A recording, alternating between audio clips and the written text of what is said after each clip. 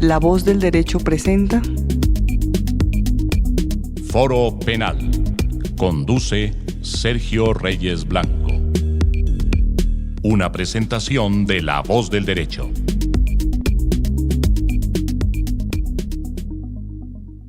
De nuevo en La Voz del Derecho con Foro Penal, como de costumbre, con la doctora Carolina Gutiérrez de Piñeres y el doctor Daniel Largacha Torres. Hoy vamos a conversar de un tema que en las últimas 2 semanas ha tenido un gran despliegue en medios de comunicación y tiene que ver con un caso que vuelve a despertar la alarma de algo que viene ocurriendo hace muchos años en Colombia y en nuestros centros turísticos. Y es el comercio infantil, la prostitución infantil, el comercio de drogas, lo que el turismo viene generando en muchas ciudades como consecuencia de ese crecimiento en una industria hotelera y en una industria turística que de pronto no ha tenido la atención que requiere por parte de la autoridad y del gobierno. Y es el caso de Timothy Alan Livingston, el estadounidense de 36 años, que fue sorprendido el pasado 28 de marzo en un hotel de Medellín, del barrio El Poblado, el Hotel Gotham, en compañía de 2 menores de edad, de 2 niñas, una de 13 años y una de 12 años. En este caso, la policía fue alertada de la presencia del estadounidense en las instalaciones del hotel en compañía de las 2 menores, por lo cual acude a las instalaciones del mismo y procede a capturar al estadounidense, que luego fue puesto en libertad por parte de la Policía Nacional. Esto despertó las alarmas y generó toda una discusión que tiene que ver con el derecho penal. Y es si efectivamente Timothy Alan Livingston fue sorprendido en flagrancia y como tal debió ser judicializado. Independientemente de la problemática de orden penal o de orden procesal que generó el hecho de la puesta en libertad del estadounidense, que luego de ocurrida pues sale del país evadiendo la acción de la autoridad, y una vez se logra un avance más profundo en la investigación para establecer que efectivamente hubo relaciones sexuales entre el estadounidense y las menores, pues está el hecho de el impacto que esta actuación genera.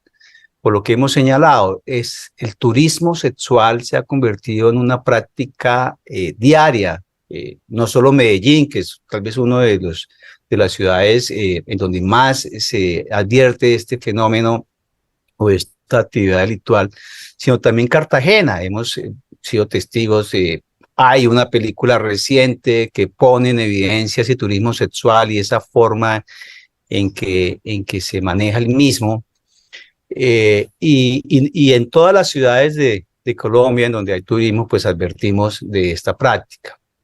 Entonces, son 2 situaciones que merecen la pena que hoy en Foro Penal discutamos. Primero, por la incidencia penal que tiene el hecho y segundo, por el impacto de todo orden que esto genera, desde el punto de vista sociológico, psicológico, antropológico, es decir, ¿por qué estamos expuestos a este tipo de situación? ¿Y cómo podemos frenar o cómo podemos combatir o cómo podemos prevenir ese turismo sexual en niños y adolescentes? ¿Cuál debe ser la política de gobierno que se debe asumir para contrarrestar este fenómeno? ¿Qué acciones hacen falta? Las autoridades, como son la Fiscalía, el Bienestar Familiar, la propia Procuraduría, las encargadas de generar las acciones correspondientes, ¿están cumpliendo con su finalidad en esta temática?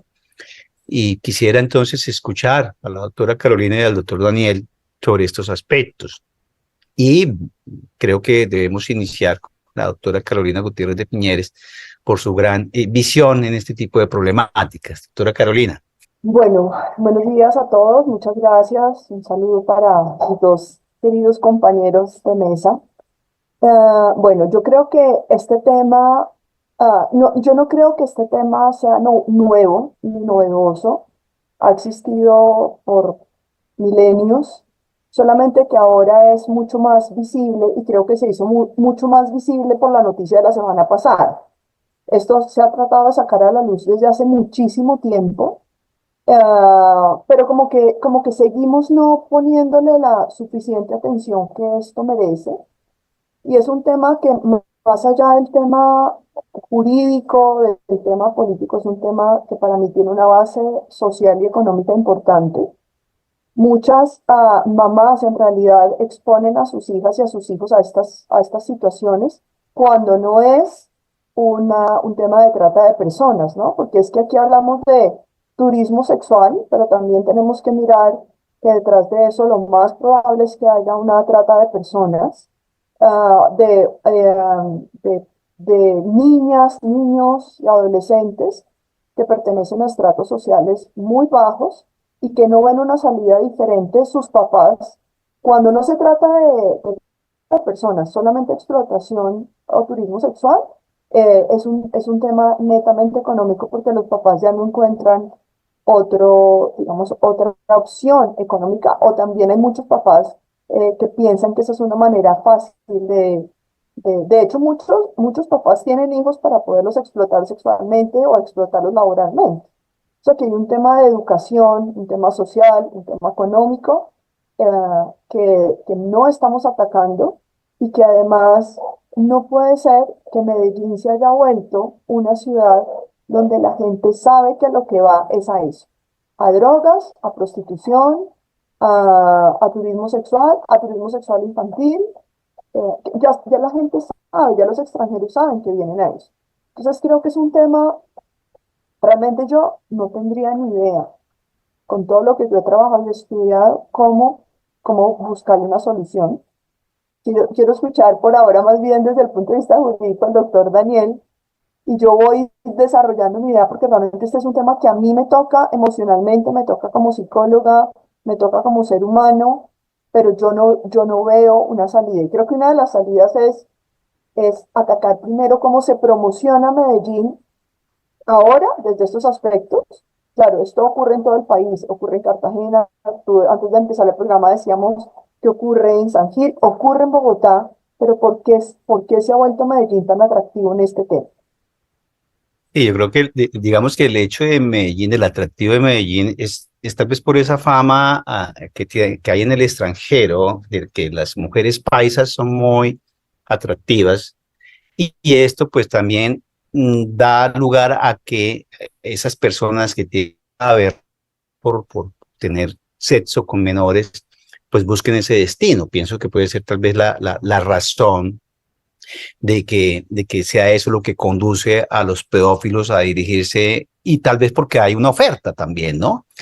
Fíjense que de acuerdo al hecho de Timothy Alan Livingston, pues se establece que hay toda una organización de la terraza que encargada de generar este mercado de prostitución, como en el caso concreto se advierte que al parecer, la madre de una de estas niñas es la que la comercializa para poder obtener dinero para satisfacer sus necesidades de drogadicción, porque es adicta.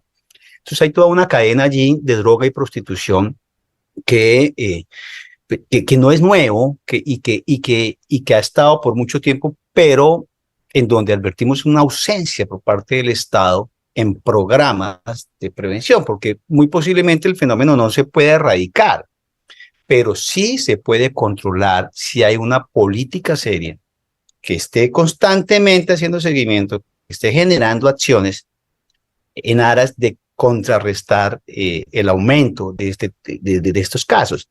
Y una tal vez sea la acción que se anunció, que tal vez Daniel nos va a dar su aporte desde el punto de vista jurídico y particularmente lo que tiene que ver con el derecho penal y con la extinción de dominio, la acción de proceder a la extinción del inmueble donde funcionaba el Hotel Gotham, que es donde ocurrieron los hechos. Eso ya es obviamente materia de otro escenario, de un análisis mucho más profundo para determinar si efectivamente debe haber ese tipo de responsabilidad o no. Y lo que tiene que ver con la captura de Timothy Alan Livingston en el caso que estamos analizando, para que Daniel nos dé su apreciación.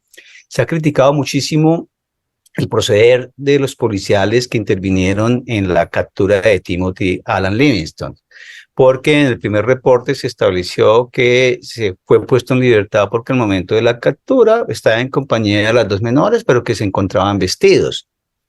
Y es la razón por la cual no lo judicializan, no le dan, digamos, el curso correspondiente que debió haberse dado y haber puesto a disposición de la Fiscalía al estadounidense.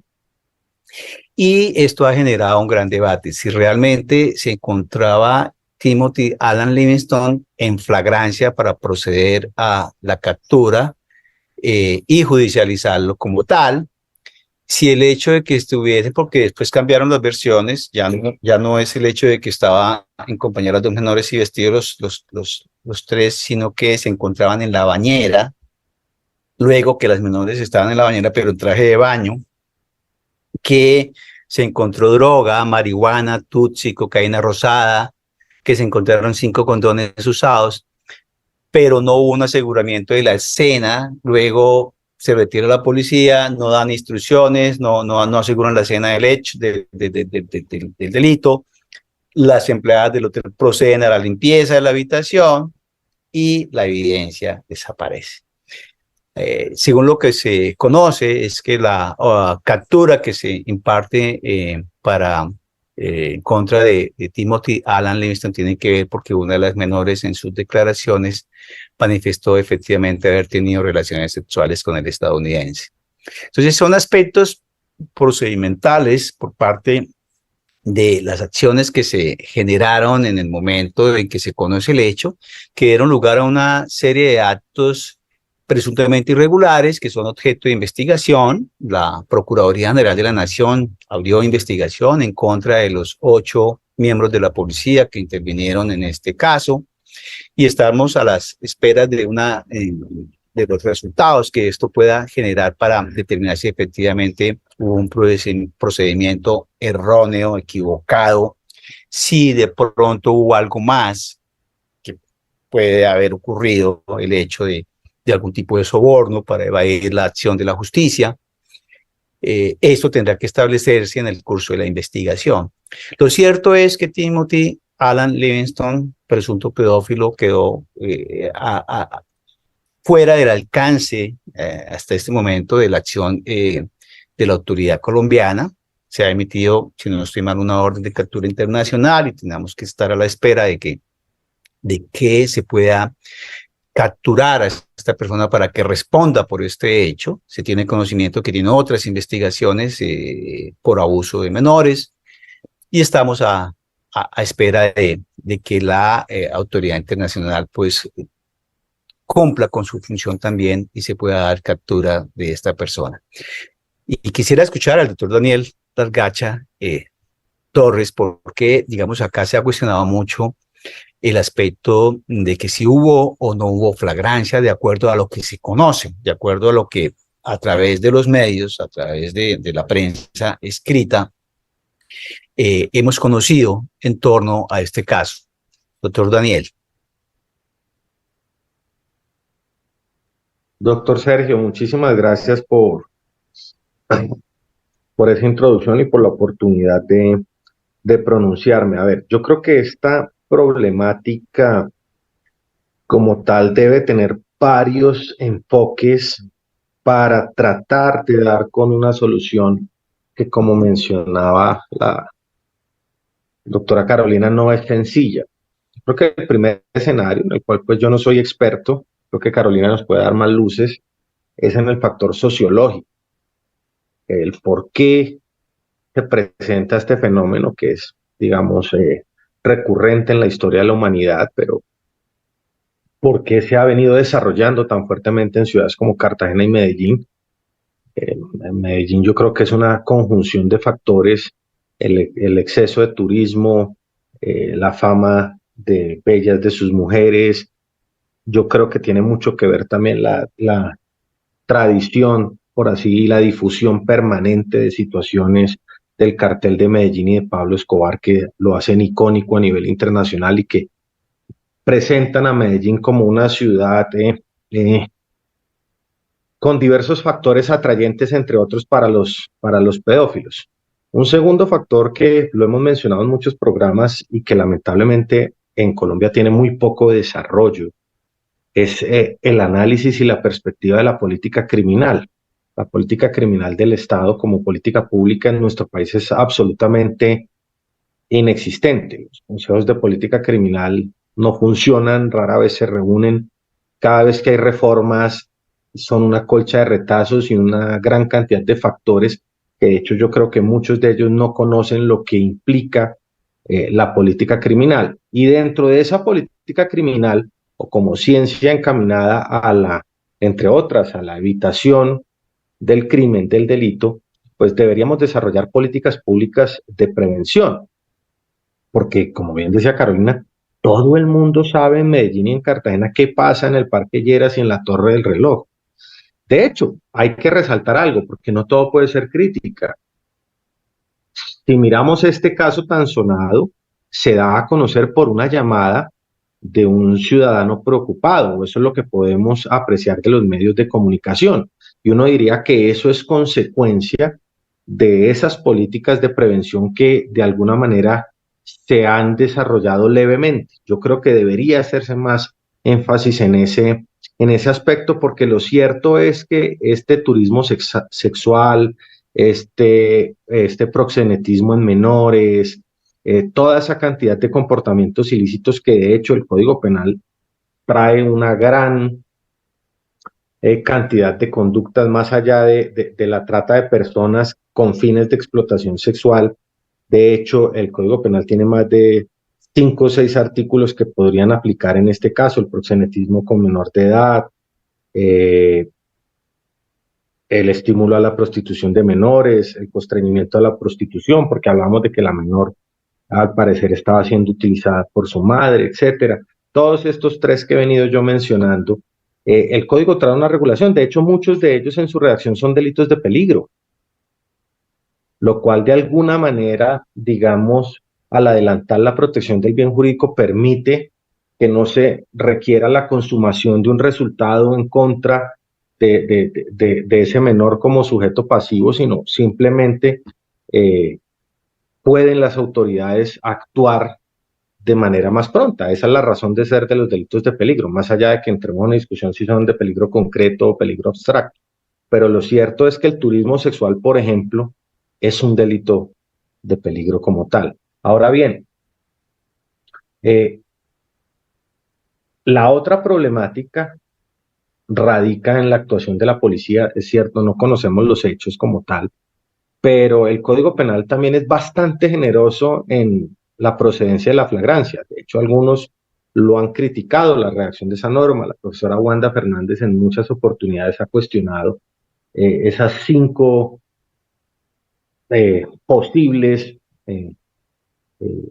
vías o situaciones en que se presente la flagrancia, y lo que llamamos aquí flagrancia inferida o cuasiflagrancia, ¿sí? Pero lo cierto es que el Código Penal es bastante generoso. Yo creo que ahí debería analizarse el por qué, por lo que hemos podido ver en los medios, no se puso de presente el ciudadano al ente acusador, porque lo cierto es que la policía no era la indicada para determinar si había flagrancia o no. Creo que la fiscalía la policía, perdón, debió haber realizado el procedimiento al haber capturado al ciudadano, haberlo puesto de presente al ente acusador y que fuera un funcionario con una formación judicial clara, haber tomado la decisión de presentarlo o no ante un juez, ¿sí? Por eso es que uno entiende que la Procuraduría General de la Nación esté adelantando ese tipo de acciones disciplinarias. Ahora bien, insisto, y sin entrar en temas políticos, yo he visto a la nueva administración en Cartagena y en Medellín señalando la necesidad de tomar medidas y estableciendo políticas públicas para combatir ese flagelo, que yo creo que es prioritario, porque sí hay que fomentar el turismo, como lo ha mencionado el gobierno, es un factor de ingresos importante, pero lo cierto es que debemos evitar que se ponga en riesgo a nuestros menores ante este tipo de personajes. Y yo insisto, muchas veces critico el Código Penal Lo cierto es que el Código Penal en este caso sí tiene todas las herramientas. Yo creo que el problema más es sociológico y de política criminal. Sí, efectivamente, pues es toda una problemática. Digamos que el derecho penal pues, lo tenemos que mirar por el caso en concreto, por lo que ha generado el mismo. Como bien lo decía Daniel, la flagrancia pues tiene varias modalidades. Pero sí quisiera que miráramos un poquito en detalle, digamos, de acuerdo a lo que se conoce. Si miramos la primera versión, que es la que dan a conocer los policiales que intervienen en la captura, y es que se encontraban vestidos, inclusive hay una versión que dice que en el momento en que llegan, pues estaban las dos menores y que el estadounidense se encontraba en su habitación. Lo cierto es que la misma norma da la posibilidad que si se tiene conocimiento o se presume de que antes se ha cometido un delito, pues puede proceder la flagrancia. Digamos que en ese orden los policiales erraron porque debieron colocar a disposición del estadounidense para que se evaluara la situación, se procediera a los actos urgentes para determinar si se había cometido o no se había cometido un ilícito y proceder de conformidad con lo que establece la ley, particularmente pues las normas del Código de Procedimiento Penal. Entonces, independientemente de que nos encontremos en una situación en donde de entrada visualmente nos advierta la ocurrencia de un hecho punible, si se presume que momentos antes ha ocurrido el mismo, por todos los elementos que rodean las circunstancias propias del caso, para el que estamos analizando, pues la presencia de dos menores de edad, primero vestidas, luego la versión que estaban en traje de baño en el jacuzzi, más el ingrediente de otros elementos alrededor de esto, que son la presencia de drogas. Se habla de marihuana, se habla de Tutsi, se habla, no sé si Tutsi es la misma cocaína rosada, en unos informes Tutsi, en otros se dice cocaína rosada, la presencia de condones usados. Pues todo eso son aspectos que inducen a inferir que efectivamente ha sucedido un escenario en donde hubo relaciones sexuales. ¿Entre quiénes? Presuntamente entre las personas que están presentes en ese momento, que es el adulto estadounidense y las dos menores de edad. Entonces, todo eso sí conlleva a un procedimiento de entrada irregular, que nos pone a pensar si es que hubo algo más en el transcurso en que se procede a capturar a Timothy Alan Livingston y la puesta en libertad del mismo. ¿Qué pudo pasar? ¿Pudo configurarse otro hecho punible? Es que es muy extraño todo lo ocurrido. Quiero hacer un comentario ahí, mientras hablaban yo pensaba varias cosas y es, uno, no sé cómo funciona la entrada de los extranjeros a Colombia, porque cuando uno va a Estados Unidos le preguntan dónde se va a quedar, con quién se va a quedar, muéstrame la dirección. No sé qué tan estricto es acá en Colombia que yo pueda decir qué hotel, y por ejemplo desde el punto de vista de investigación para contribuir a la política, es mirar cuántas personas van a ciertos hoteles, porque es ahí desde donde uno empieza a hacer prevención y seguimiento. Eso por un lado. Por otro, creo que faltó algo que tú mencionaste al principio y es más entrenamiento del personal del hotel. O sea, si yo sospecho que algo pasa, pues yo casi que como primer respondiente, puedo detectar cosas y proteger una escena. Porque es que aquí los errores se cometen porque tú mismo mencionas, entran, limpian, y entonces perdimos una cantidad de evidencia que podría ser importante. Entonces, discutir la flagrancia no creo que es importante, pero creo que también es importante discutir el papel del personal del hotel con poco entrenamiento, poco conocimiento, y si realmente estos hoteles donde se está ejerciendo el turismo sexual, y sobre todo infantil, es al que más visitan y eso ya generaría una sospecha de si es que estos pertenecen a una cadena. Es que no es posible que yo vea entrar a un hombre con dos niñas que seguramente no se verán niñas. O sea, seguramente visualmente parecerán más grandes. Pero ¿cómo es posible que yo vea entrar a una persona con dos personas y no empiezo a generar una sospecha? Y genere una alerta, ojo, aquí una alerta amarilla, vamos a ver qué pasa. Piensa en Estados Unidos las alertas Amber, las alertas Silver. Estas alertas nosotros no tenemos esa cultura de empezar entre todos a trabajar. Es que le estamos atribuyendo la responsabilidad exclusivamente a la policía y a la fiscalía, pero aquí hay una responsabilidad de todos, que es una Ujú. responsabilidad social. Sí, no, es que estamos mirando dos cosas. Estamos mirando el caso en concreto desde el punto de vista de los errores que se presentaron y estamos mirando la situación a nivel general de lo que ocurre y por qué no hay una política de prevención mucho más agresiva. Pero fíjate que en ese aspecto algunas compañías ya están empezando a ejercer acciones que van en búsqueda de la prevención del abuso de menores o del comercio de menores. Antes, por ejemplo, en Avianca, a partir del 15 de febrero de este año, los menores, los que tienen 14 años o menos no pueden viajar solos. Antes se podía viajar solo, un menor de 14 años podía viajar solo. A partir del 15 de febrero de este año, ya no pueden viajar solos, tienen que ir en compañía de un adulto. Eso contribuye, de cierta manera, a generar un mayor campo de seguridad en nuestros menores, porque evita que ese comercio se pueda generar de pronto de niñas de Medellín que iban a prestar sus servicios a Cartagena, por ejemplo, menores de edad. Y entonces, estas mafias que se dedican a eso, pues ya se ven un poquito más restringidas y, y se exponen más en caso de que tengan que viajar en compañía de estos menores, porque si no establecen un vínculo de consanguinidad, pues va a establecerse, bueno, ¿por qué viaja con este menor? Va a haber una alerta y se puede ejercer un mayor control por parte de las autoridades aeroportuarias en el momento de detectar algún movimiento extraño en donde menores viajen a estos destinos.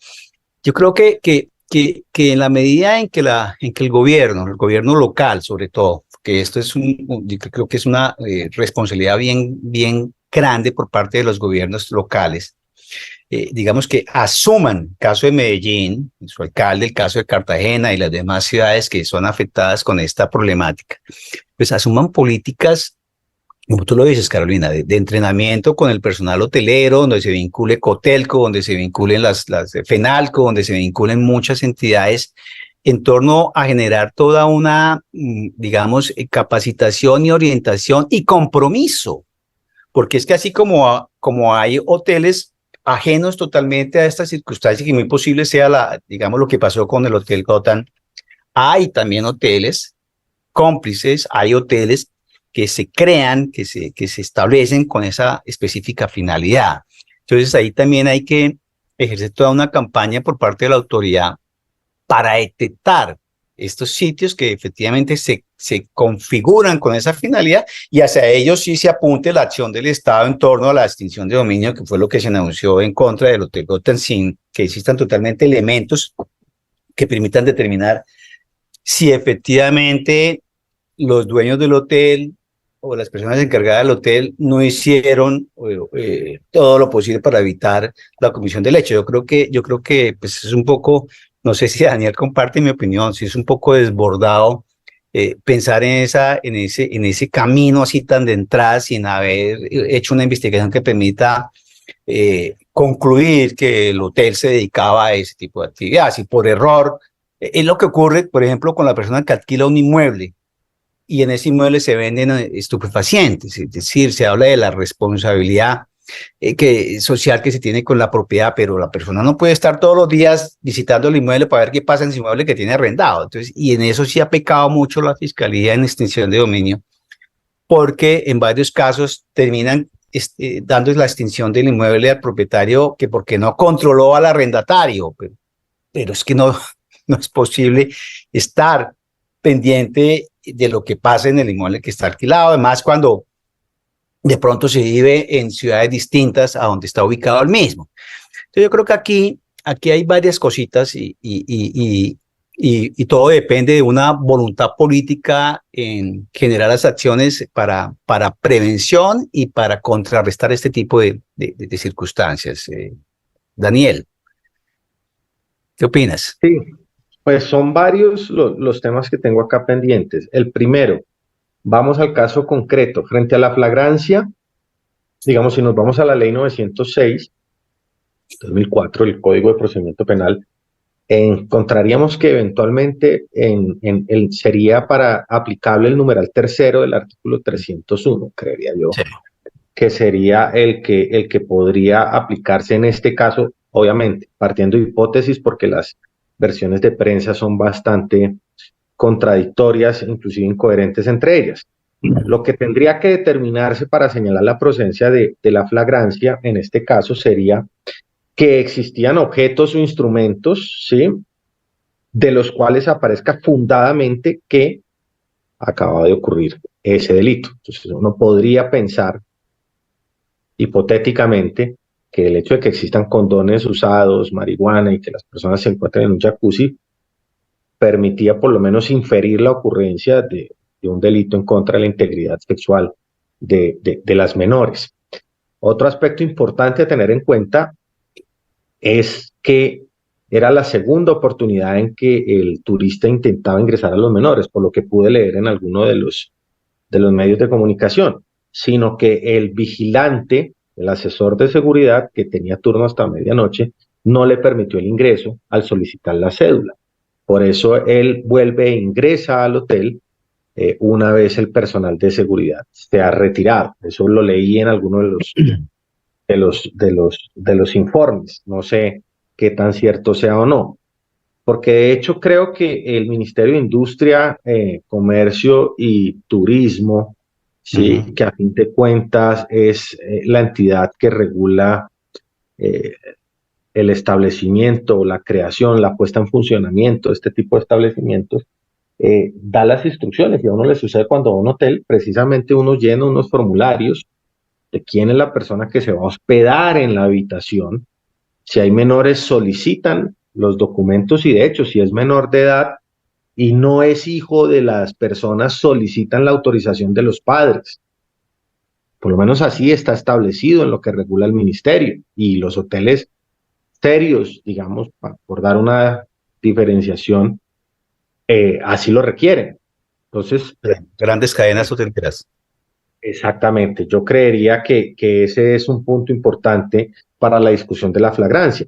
Y lo que evidentemente llama la atención de la actuación de los policiales es el artículo 302, porque es que el artículo 302 en los primeros renglones, ni siquiera hay que leérselo completo, que es bastante extenso, señala que cuando sea una autoridad la que realice la captura, deberá conducir al aprendido inmediatamente o a más tardar en el término de la distancia ante la Fiscalía General de la Nación.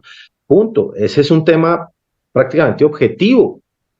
Sí. O sea, los policiales no tienen que determinar si existía o no, si había fundamento o no. El ciudadano debió haber sido puesto a disposición del ente acusador. Entonces, yo asumiría, porque no conozco la investigación disciplinaria, que parte de lo que está cuestionando la Procuraduría General de la Nación es precisamente la violación a esos protocolos, ¿sí? Digamos, eso frente al tema, principal del proceso como tal. Ahora bien, afortunadamente estos delitos contra menores, todo lo que es trata de personas también, turismo sexual, etcétera, pues existen suficientes convenios y tratados internacionales para permitir su judicialización, y sobre todo con los Estados Unidos. De hecho, Estados Unidos es uno de los países que más persigue este tipo de comportamientos. De hecho, inclusive son delitos que son perseguibles no solamente a nivel estadual, sino a nivel federal. Entonces yo creo que el señor, espero además que termine respondiendo por sus comportamientos. Ahora, otra situación compleja es que hoy en día no contamos con las menores, porque también leí en prensa que se habían ido del lugar en el que el ICBF las había acomodado. Evadieron del centro de acogida. Sí. Exactamente. Entonces, lo cierto es que eso también demuestra que toda la problemática de los menores y los menores que son víctimas de este tipo de conductas, de hechos punibles, requiere una reingeniería digo yo además, más allá creo que el problema no está en el Código Penal, yo creo que las conductas como tal ya están tipificadas y comprendidas en su Sí, integridad. La solución no es, espero que entonces el Congreso ahorita no empiece a aumentar penas, esa no es la solución. La solución es preventiva, es un tema sociológico, es un tema de política pública. sí, de acuerdo con lo que expresa Daniel. Y hay algo que de pronto Carolina nos pueda aportar. Digamos, los centros de acogida para menores, digamos, de acuerdo a las políticas, allí no se puede obligar a la menor a estar allí. Digamos, si la menor quiere irse, no se le puede retener. Se podría modificar esto, digamos, siendo menores, de que no puedan evadir el centro de acogida. Pues, la discusión es, bueno, pues si ya no han cometido ningún delito, no se les puede tener allí en contra de su voluntad, pero prima, digamos, la acción que debe adoptar el Estado para proteger su integridad, eh, y más si se tiene, digamos, en el caso concreto, conocimiento de que están siendo objeto de explotación sexual. Entonces, podría haber alguna medida que nos permitiese pensar en la viabilidad de tener, digamos, resguardada a estas menores hasta tanto se tome una decisión por parte de un juez, pues en el caso de un juez de familia, en torno a quién debe tener la custodia o la... Bueno, los derechos de los menores son prevalentes y de hecho no sé si se inició un proceso de restablecimiento de derechos porque también por informes de prensa lo que se establece es que al parecer la madre estaría detrás de este tipo de situaciones o por lo menos existiría alguna connivencia. No sé qué tan cierto sea, estamos refiriéndonos a reportes de prensa. A lo Pero que también yo creo que hay detrás también probablemente esa salida de esas menores tiene que ver también con el origen de toda esta problemática y es de las mafias que hay detrás, ¿no?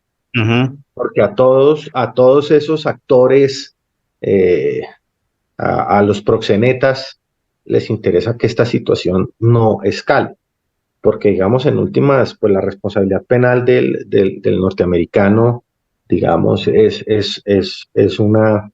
un pequeño acápite dentro del problema cierto que tiene muchas de nuestras ciudades, ¿sí? Y lo cierto es quienes manejan eso, porque yo podría asegurar que para estar ofreciendo servicios sexuales en la Torre del Reloj, en el Parque Lleras, sucede inclusive con quienes piden limosna en las esquinas, hay mafias y hay carteles que manejan eso. No cualquiera se para en una esquina a pedir plata, no cualquiera se para en la Torre del Reloj a ofrecer servicios sexuales.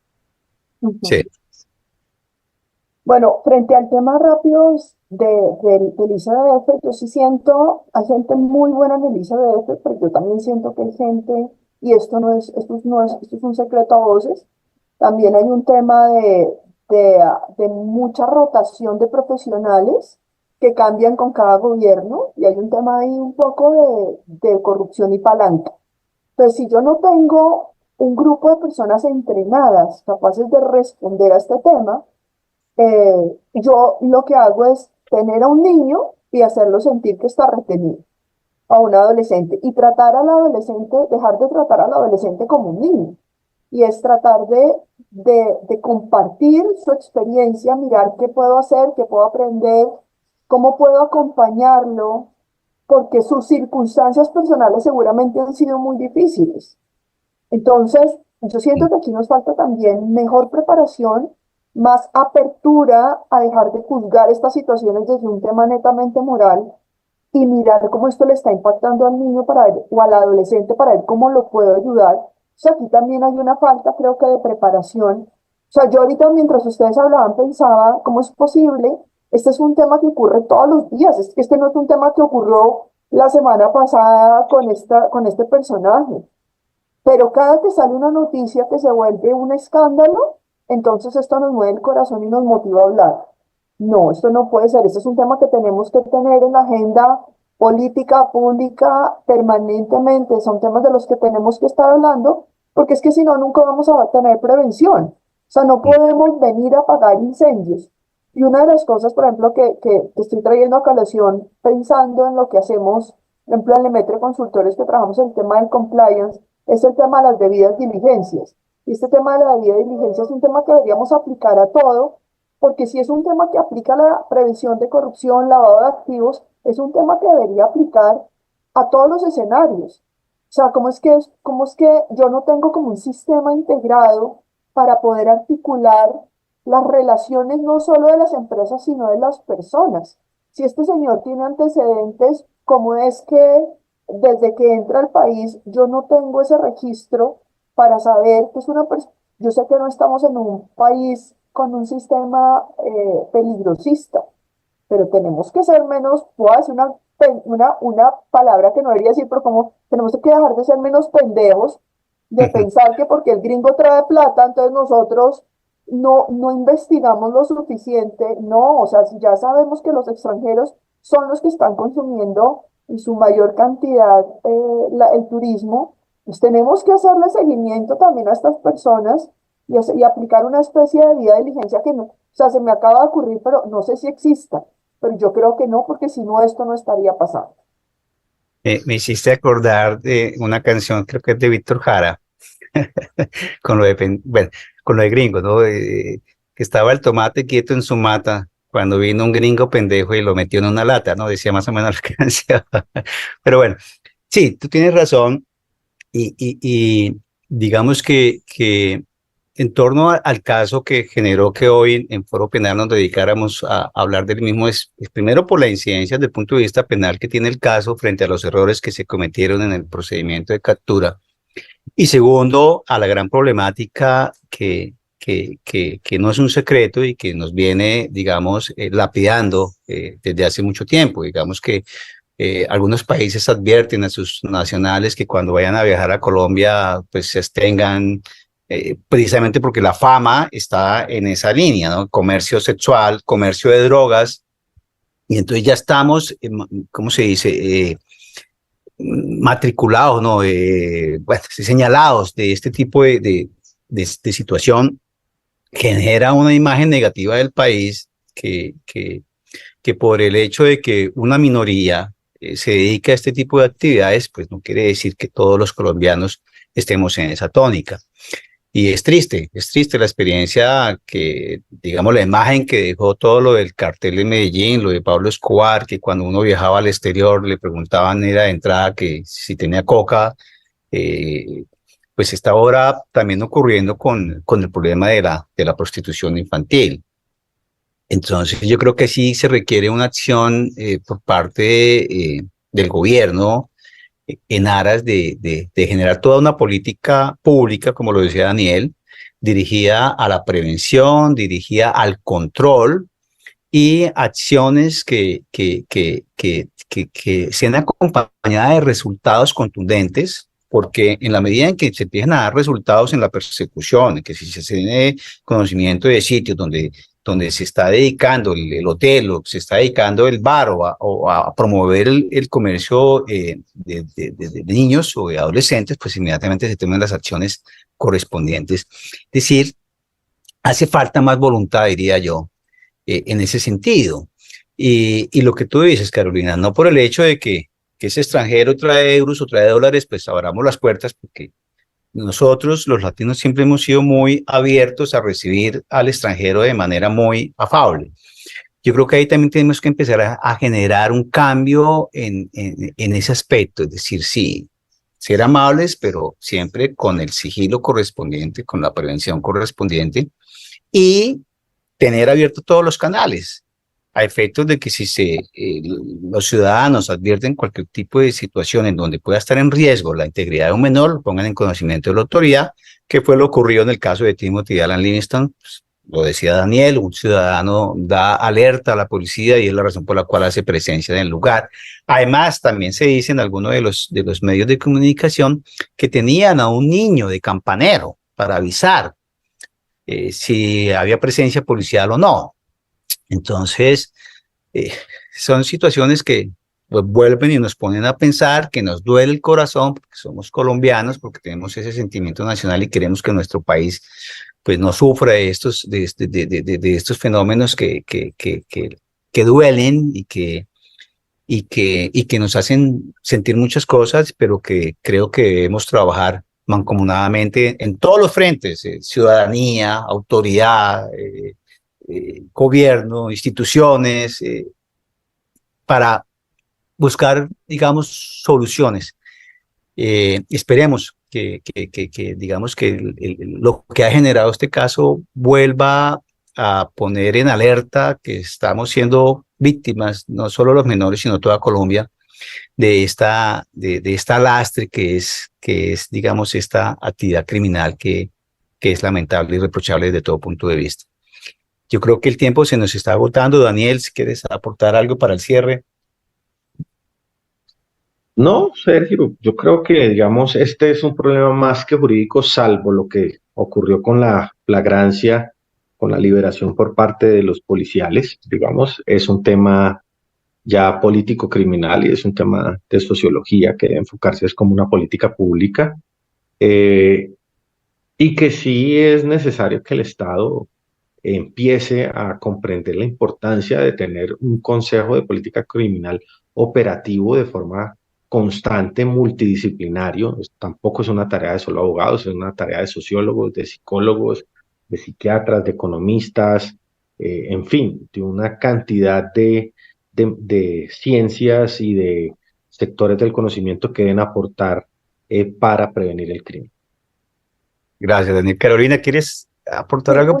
Dos cosas corticas. Uno, creo que es importantísimo que sigamos pensando en dejar de hacer apología al narcotráfico y al crimen. O sea, la gente va a Medellín, iba, ya afortunadamente la cerraron, a visitar la casa de Pablo Escobar. O sea, a mí eso me parecía lo más absurdo y denigrante que puede pasar, pero la gente iba feliz a eso. Que mi premio mayor sea llevarme una fotocopia de la fotocopia de la cédula de Pablo Escobar. O sea, eso no puede, que haya llaveros de eso. O sea, nosotros tenemos que atacar eso, porque eso hace parte de esta cadena de hechos. El dinero fácil, que no es fácil, la sexualidad no es un dinero fácil, porque es exponer mi salud, pero parece fácil porque se gana rápido en poco tiempo, ¿ya?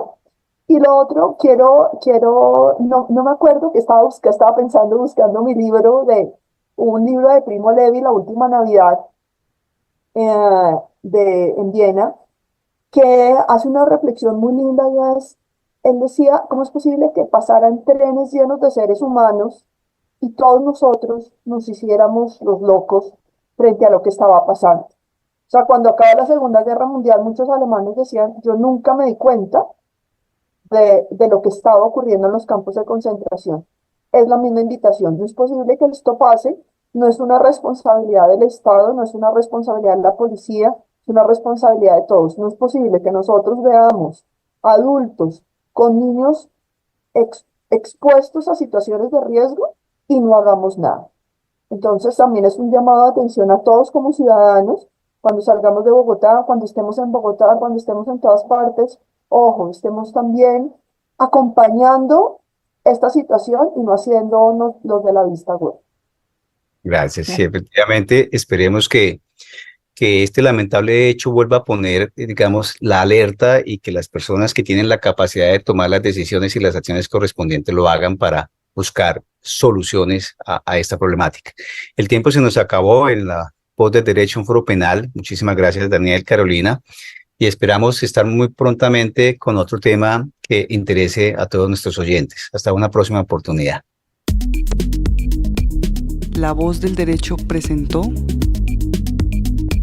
Foro Penal. Condujo Sergio Reyes Blanco. Una presentación de La Voz del Derecho.